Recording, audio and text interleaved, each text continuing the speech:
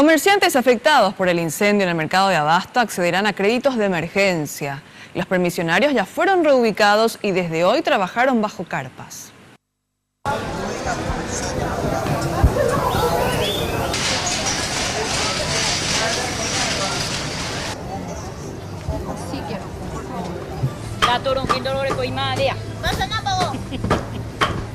La vida de mercado continúa y los compradores lo saben muy bien. Bueno, señor, vinieron tras de compras al mercado.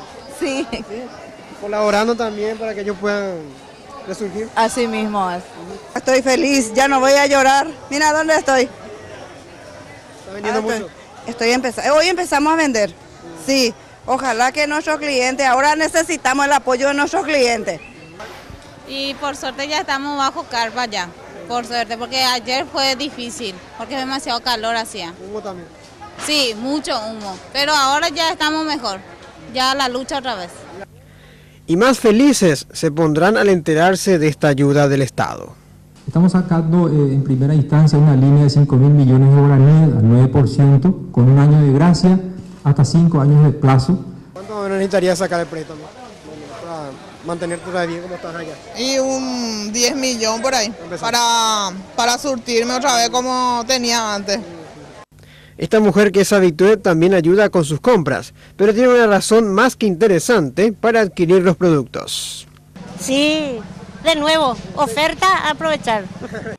Esta carpa alberga a casi 40 vendedores de alimentos frutihortícolas que reclaman a las autoridades la instalación de iluminación para vender también de noche y madrugada. Llegaba el momento de que se corran un poco, porque la CEN comenzaba a bajar los elementos para toldos y otra gran carpa para aproximadamente 20 comerciantes más. Habrán casillas alrededor del bloque B y básculas para los que precisen. Entre ayer y esta mañana las yuyeras seguían en la parte externa del bloque C. Finalmente las reubicaron a un costado de los toldos, pero lo negativo es que fueron víctimas de avivados que así dejaron sus góndolas. Aprovecharon el momento y empezaron a abrir todos los candados así. Ya en ese interín de toda la tragedia nos robaron también. Perdimos muchísimo en robo y en todo lo que se quemó, ¿verdad?